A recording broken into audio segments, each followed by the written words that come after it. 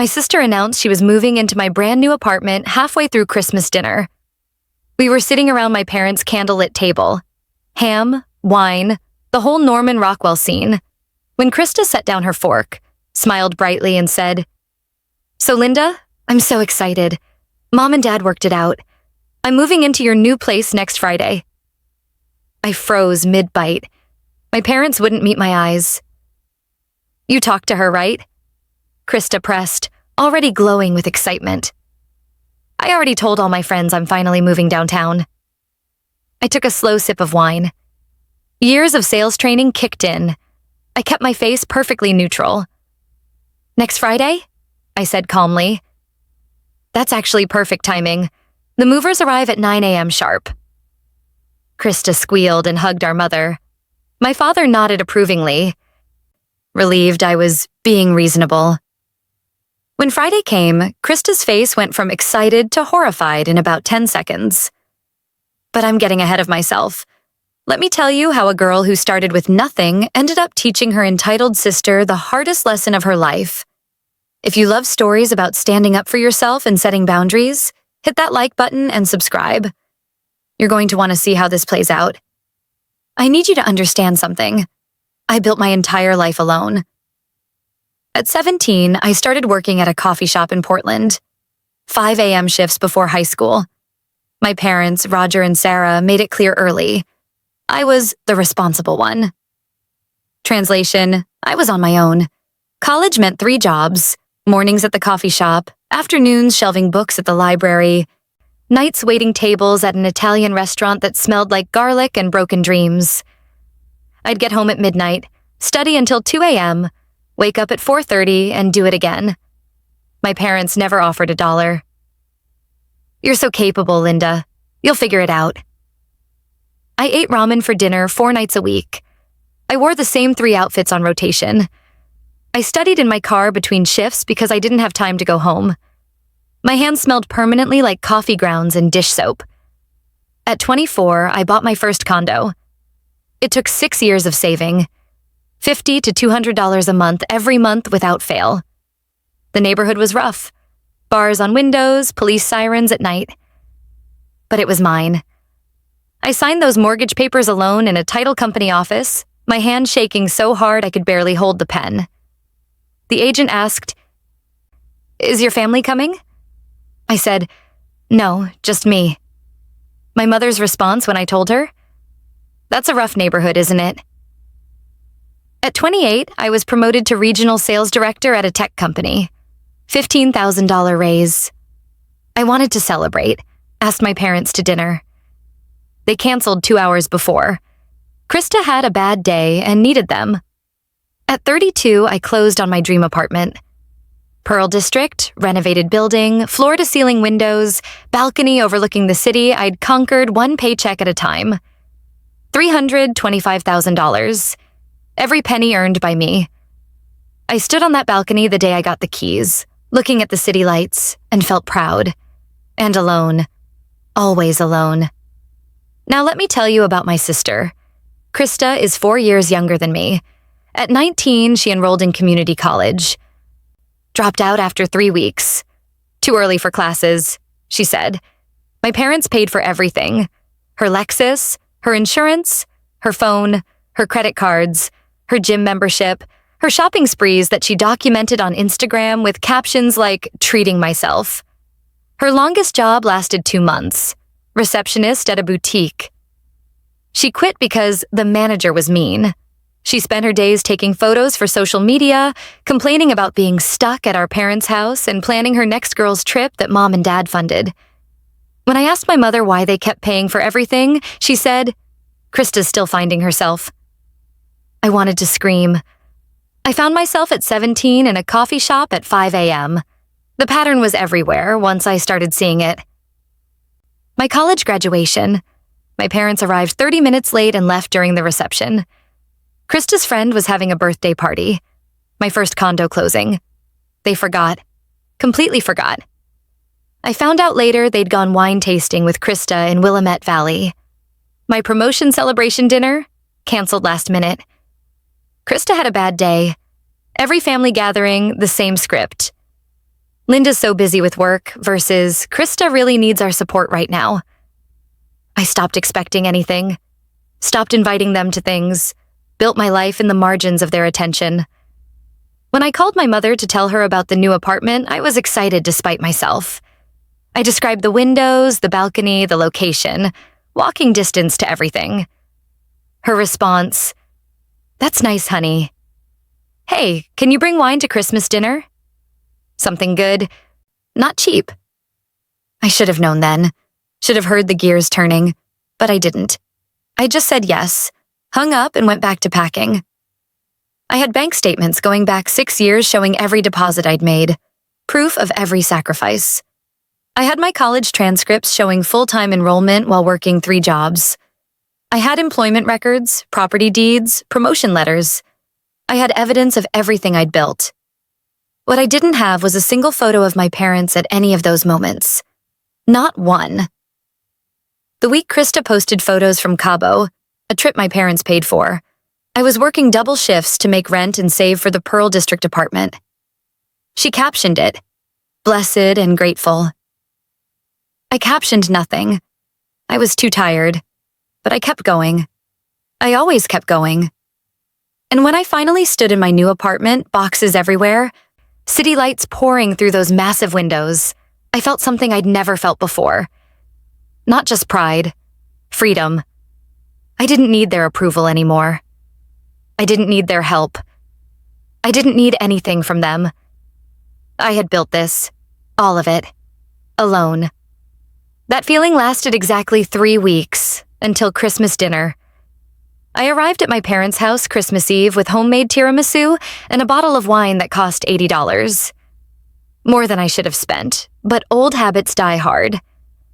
I was still trying to impress people who'd never been impressed. Krista was sprawled on the couch scrolling through her phone when I walked in. She glanced up, said, "Hey," and went back to her screen. No hug. No Merry Christmas. Nothing. Dinner started normally.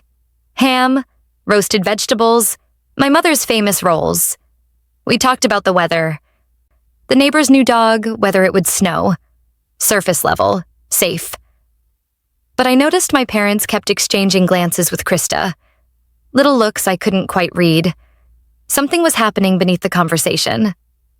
Halfway through dinner, Krista set down her fork. She was smiling, that bright, performative smile she used in her Instagram photos. "So, Linda," she said, voice sugary sweet, "I'm so excited. Mom and Dad worked it out. I'm moving into your new apartment next Friday." I froze, fork halfway to my mouth. I looked at my mother. She was nodding, smiling encouragingly. I looked at my father.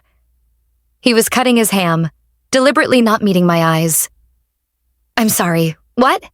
I managed. My mother jumped in, voice soothing like she was calming a child. "Well, honey, you have that extra bedroom now. And Krista really needs to be downtown for opportunities, job opportunities." I stared at her. Krista hadn't applied for a job in 6 months. My father finally looked up. "You're doing so well, Linda. You can afford to help family. That's what successful people do. They lift others up." Krista was already talking, words tumbling out excitedly. "I want the bedroom with the balcony access, obviously. And Jessica and Olivia are already planning to visit every weekend. I'm going to finally have a life, you know? Finally be where things are actually happening. My apartment, my balcony, my life." They'd decided, without asking me, without even pretending to ask. I set my fork down slowly, took a long sip of wine, felt it burn down my throat. Every instinct screamed at me to explode, to flip the table, to ask them who the hell they thought they were. But years of sales training kicked in. I'd negotiated million-dollar deals with men who thought I was their secretary. I knew how to control my face. "Next Friday?" I said, voice perfectly calm. "That's actually perfect timing." Krista squealed. Actually squealed. She jumped up and hugged my mother, bouncing like a teenager. My father nodded approvingly. "See? Linda understands. Family comes first. I knew you'd do the right thing. The right thing. Funny how the right thing only ever applied to me. I finished dinner, made polite conversation, complimented the ham, helped clear plates.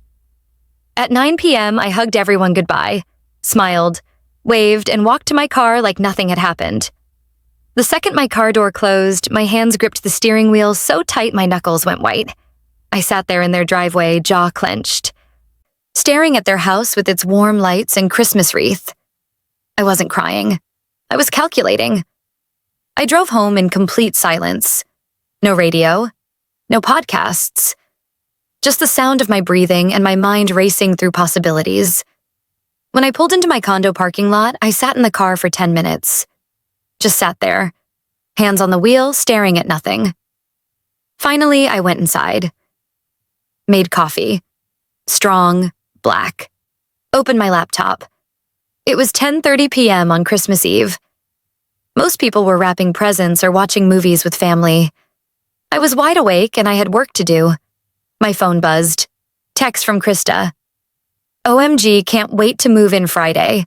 Already planning my housewarming party. I opened my notes app. Typed. They never asked. Not once. Just decided. Then I opened a new browser tab and started researching. They thought I was agreeing to hand over my dream apartment. What they didn't know was that I had 9 days to make sure that would never, ever happen. And I was about to use every single one of them. I opened my laptop and got to work. First, research. Oregon tenant rights. Lease agreements. Rental law. I read for an hour straight, taking notes, making sure I understood exactly what I could and couldn't do. Conclusion. The apartment was mine.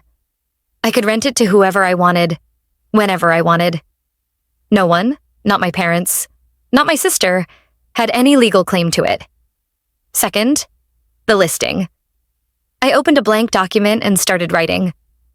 Luxury Pearl District 2BR, 2BA, floor-to-ceiling windows, balcony with city views, walking distance to restaurants and shops, available immediately. I listed the rent, $2,100 monthly, which was market rate. Added details about the building, the neighborhood, the amenities. Then I grabbed my phone and keys. It was 11 p.m. on Christmas Eve, but I didn't care. I drove back downtown to the apartment. Let myself in. Turned on every light. For the next 2 hours, I photographed everything. Every angle. The windows with the city lights beyond. The balcony view. The kitchen with its stainless steel appliances. The bedrooms with their generous closets. The bathroom with its rainfall shower. I made that apartment look irresistible. Because it was. By 2 a.m., the listing was live. Zillow. Apartments.com. Craigslist. I set my phone to notify me of every inquiry. I finally crawled into bed at 3 a.m. At 8 a.m. on Christmas morning, I woke to 23 inquiries. 23 people wanted my apartment. I spent Christmas Day on my laptop and phone, responding to emails, screening candidates, asking about employment, income, rental history, move-in dates. My parents called twice. I let both calls go to voicemail. By evening, I'd narrowed it down to 5 serious candidates. I scheduled in-person showings for the 27th and 28th. The first candidate was a young couple, both nurses at OHSU. Stable income, glowing references, desperate for a January 1st move-in. They loved the apartment but needed time to give notice at their current place. The second was a graduate student. Quiet, responsible, impeccable references. His previous landlord said, "Never a single issue in 3 years." But he couldn't move in until mid-January. The third candidate was named Stacy. She walked into the apartment and I watched her face light up. She went straight to the windows, pressed her hands against the glass, looked out at the city. "This is exactly what I've been looking for," she said softly. Stacy was a marketing director, just relocated from San Francisco for a new job. She needed a place immediately. Her corporate housing ended December 31st. I ran her application that evening. Credit score, $780. Income, 3 times the monthly rent. References, impeccable. I called her previous landlord in San Francisco. Best tenant I've ever had, he said. Rent always early. Kept the place spotless. Honestly, wish she wasn't leaving. I called Stacy that night. The apartment is yours if you want it. Yes, she said immediately. Absolutely yes. Can you meet me tomorrow morning? Thursday? I'll be there. Thursday morning, the day before Krista's planned move, I met Stacy at the apartment. She arrived with a cashier's check. First month, last month, security deposit. $6,300 total. We sat at the kitchen counter and reviewed the lease page by page. Stacy asked thoughtful questions, read every clause carefully. She was exactly the kind of tenant I'd hoped for. Professional, responsible, detail-oriented. When can I move in? She asked as we reached the final page. I looked at her. Tomorrow. The apartment is yours as of midnight tonight. Her face broke into a huge smile. Tomorrow? Really? Really? We both signed. I handed her the keys, watched her walk onto the balcony and take a photo of her new view. An hour later, my phone buzzed. Text from Stacy. Movers confirmed for 9 a.m. tomorrow. Thank you for being so professional and responsive. I sat in my condo that night, signed lease on the table in front of me, cashier's check deposited in my account. Everything was legal. Everything was documented. Everything was airtight. My phone buzzed. Text from Krista. Still good for tomorrow. Movers coming at 10. Can't wait to finally live downtown. I smiled. Typed back. Yes, tomorrow's going to be very interesting. See you then. I set my alarm for 8 a.m., went to bed early, and I slept better than I had in years, because Krista thought she was moving in at 10. Stacy's movers were arriving at 9, and there was absolutely nothing anyone could do about it. I woke up Friday morning feeling calm and focused. I made myself a real breakfast. Scrambled eggs, toast, fresh coffee, something I never have time for. I was savoring every bite when my phone buzzed at 9:15 a.m. Text from Stacy, with a photo. Moving truck in front of my building. Movers carrying boxes. Stacy standing in the doorway beaming. Caption. We're in. This place is even more beautiful in daylight. Thank you again. I smiled wider than I had in months.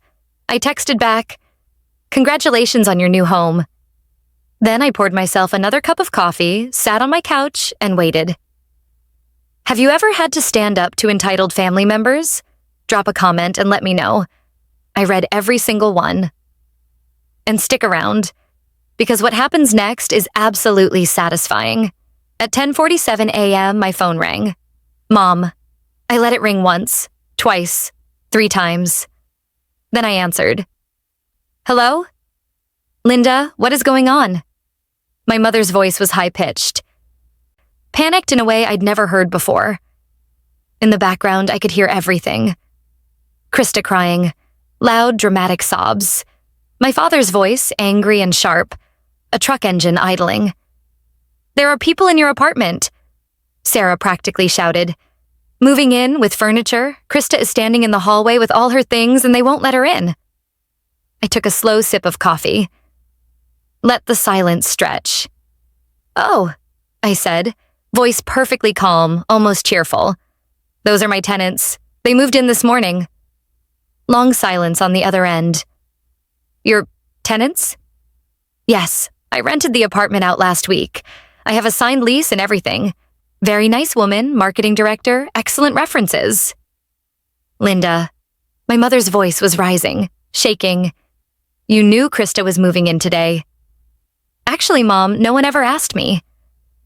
You all just decided among yourselves what would happen with my property, my apartment that I bought with my money. This is unacceptable. Your sister is humiliated.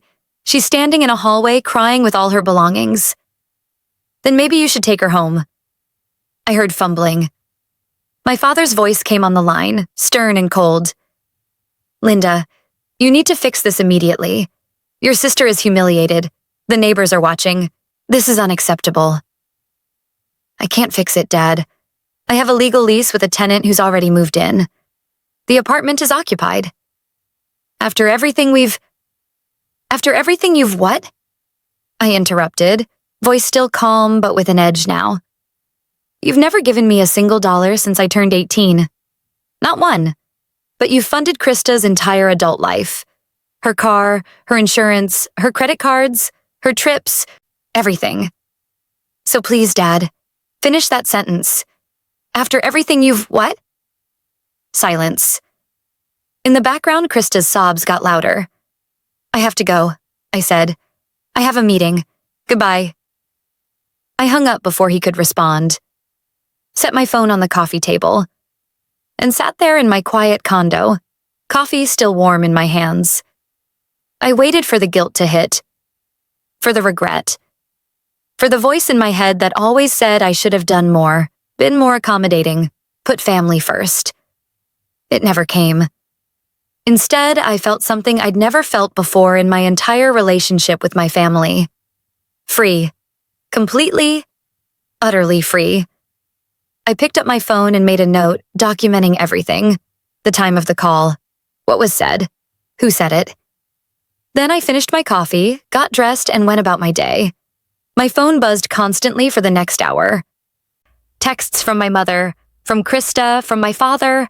I read every single one. I didn't respond to any of them. Within an hour, I received 14 texts. Mom, how could you do this to your sister? Krista, I'm humiliated. Everyone saw me get turned away. I told all my friends I was moving downtown. How do I explain this? Dad, you've always been selfish, but this is a new low. Mom again. Krista is in her room crying. She won't eat. You did this. Krista, I hate you. You're the worst sister in the world. Mom, she had plans, Linda. She had hope. I read every single one. Didn't respond to any of them. Then I silenced my phone and put it in a drawer. That evening, I checked my voicemail. My mother's voice, shaking with emotion. Linda, I don't know what's happened to you. We raised you better than this. Family takes care of family. Your sister needed that apartment. She had plans. She had hope. Now she's devastated. I hope you can live with yourself. I saved the voicemail, documented it, deleted nothing. Everything was evidence. Saturday morning, my phone rang. My aunt. My mother's sister. Your mother is beside herself, she said. Can't you just work something out? Work what out? I asked calmly. I own the property. I rented it legally to a qualified tenant. What exactly should I work out? Krista is family. Couldn't you have made an exception? Why should I make an exception for someone who's never worked for anything? Who's never even thanked me for a single thing I've achieved? Not everything is about money, Linda. You're right, I said. It's about respect and boundaries, and I'm done accepting anything less. She sighed. Your mother is heartbroken. Then maybe she should have thought about that before trying to give away my property without asking me. I hung up. Monday, I came home from work to find an envelope taped to my door. Inside was a card. My mother's handwriting, careful and deliberate. Your father and I have discussed this. You have until next Sunday to reconsider. Terminate your lease with that tenant and give Krista the apartment like we agreed. If you don't, we cannot have a relationship with someone who treats family this way. The choice is yours. We hope you make the right one. I read it twice. Then I walked to my kitchen, lit a candle, and held the card over the flame. I watched it burn completely, watched the edges curl and blacken, the words disappearing into ash. Then I flushed the ashes down the sink. The following Sunday evening, my phone rang at 7:34 p.m. Dad, I answered. Your week is up, he said. Have you reconsidered? No. Then this is goodbye. We can't have a relationship with someone who's this selfish and cruel. I understand. Long pause. He'd expected me to beg, to apologize, to cave. That's it? He said, voice incredulous. That's all you have to say? What do you want me to say, Dad? You've given me an ultimatum. I'm not breaking a legal lease to give Krista free housing. So if that means you're cutting me off, that's your choice, not mine. You're choosing property over family. No, Dad. I'm choosing self-respect over manipulation. There's a difference. After everything we've done for you? Stop. Right there. My voice was still calm, but there was steel in it now. Name one thing you've done for me since I turned 18. One thing. I'll wait. Silence. We raised you. We gave you a home. That's called basic parenting. You were legally required to do that. Meanwhile, you've paid Krista's way for 10 years. Her car, her insurance, her credit cards, her trips to Cabo, everything. So don't talk to me about what you've done for me. We're removing you from our will. I almost laughed. Okay, I never counted on an inheritance anyway. I've built everything myself. I bought my first condo at 24. I'm a VP now. I don't need your money, Dad. I never did. Long silence. You'll regret this, he said finally. I really don't think I will. Goodbye, Dad. I hung up, set my phone on the coffee table, and waited. Waited for the sadness to hit, for the regret, for the crushing weight of losing my family. It never came. Instead, I felt light, relieved, free. I looked around my condo, every piece of furniture I'd bought, every decoration I'd chosen, every book on the shelf, every plant by the window, every framed photo of friends and achievements. I'd built this life, all of it, without them, and I'd just protected it. I opened my journal and wrote, they actually thought threatening to cut me off would work. They don't understand that I haven't needed them for 14 years. I've been standing on my own this whole time. All they did was finally let me stop pretending. I closed the journal, made myself dinner. Pasta with vegetables, a glass of wine.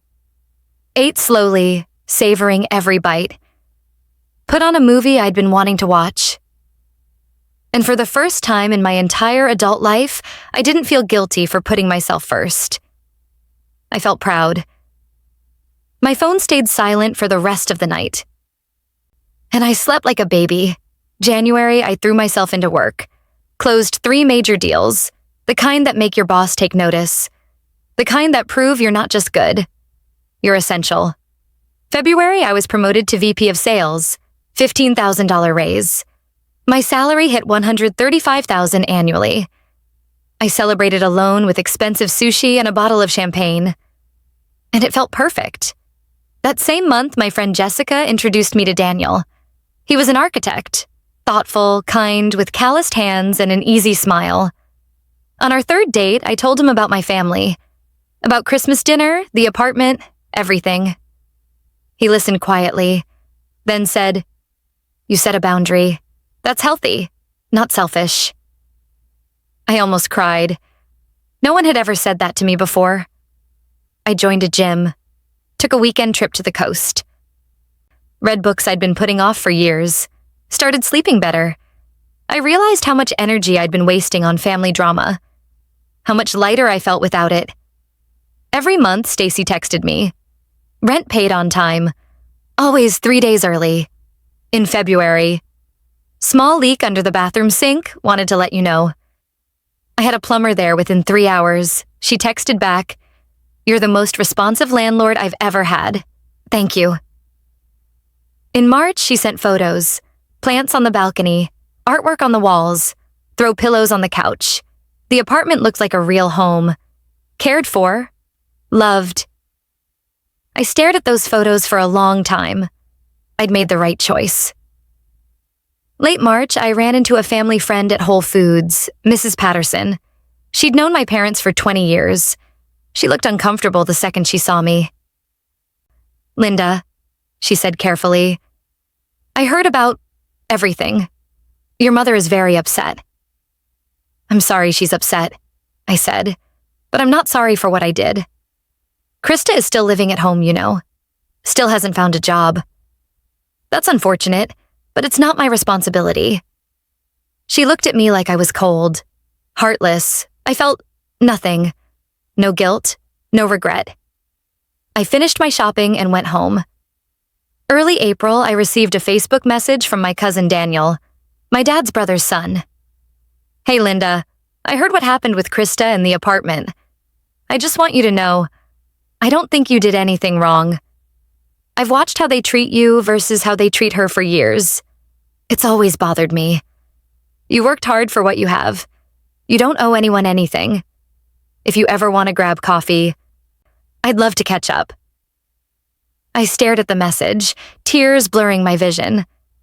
Someone in my family actually saw the truth. We met for coffee the next week. My dad even said something. Daniel told me. "He told your dad, 'Roger, she bought that place with her own money. She can do whatever she wants with it. You're in the wrong here.'" Your dad said that? Word for word. He was pretty pissed, actually. A few people in the family are starting to question your parents' version of events. I felt something crack open in my chest. Relief? Validation. Mid-April, Daniel texted me, "Have you seen your mom's Facebook?" I hadn't. I'd unfollowed her months ago. I looked. Sarah had posted, "Heartbroken when your own children turn their backs on you. We gave her everything, and this is how she repays us. Praying for her soul." The comments were full of sympathy. "So sorry. Ungrateful kids these days. You deserve better." I screenshot it. Felt anger rising hot in my throat. Then I took a breath, and I decided to respond. Publicly. I created my own post. Detailed. Factual. Calm. I've stayed quiet, but I need to set the record straight. I worked 3 jobs through college. My parents never contributed financially. I bought my first condo at 24, my second property at 32, both with money I earned and saved alone. At Christmas, my parents informed me, without asking, that my sister would be moving into my new apartment. They didn't request. They announced. I legally rented my property to a qualified tenant. I set a boundary. I love my family. But I will not be manipulated into giving up what I've worked for. Setting boundaries isn't selfish. It's necessary. I posted it. Within 24 hours, I had over 200 comments. Friends, coworkers, even acquaintances I hadn't spoken to in years. Good for you. You did the right thing. Your family should be proud of you, not punishing you. My cousin Daniel commented, "I've watched this dynamic for years. Linda is telling the truth." 3 other family members liked his comment. 48 hours later, my mother's original post was gone. Deleted. My aunt, the one who'd called to pressure me, sent a private message. "I'm sorry I pressured you.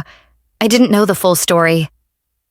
I sat on my couch, reading comment after comment, and felt something I hadn't felt in years. Seen, validated, believed. Daniel, my boyfriend, came over that night. Found me crying on the couch. "Happy tears or sad tears?" he asked. "Happy," I said. "People actually believe me." He pulled me close. "Of course they do. You're telling the truth. If you've ever been the responsible one in your family while watching someone else get everything handed to them, you know exactly how this feels." Comment below. I want to hear your stories. And if you're enjoying this, share it with someone who needs to hear that setting boundaries is okay. In May, my cousin Daniel texted me. "Heard your parents gave Krista an ultimatum. About time." Apparently, my parents finally told Krista, "Get a job by June 1st or they stop paying her bills." Krista fought it, cried, threatened to move out. They called her bluff. "Where will you go?" She had no answer. By mid-June, she had a job, receptionist at a dental office.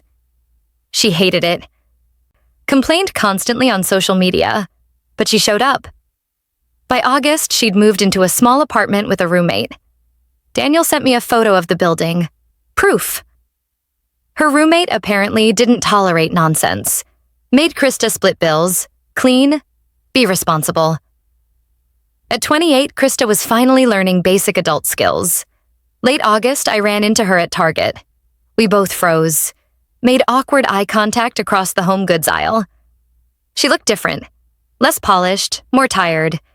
Hair in a messy ponytail, no makeup, wearing scrubs, but somehow more real. "Linda," she said quietly. "Krista." Long silence. Other shoppers moved around us. I have a job now," she said, "and an apartment, with a roommate." "I heard. That's good." "It's hard."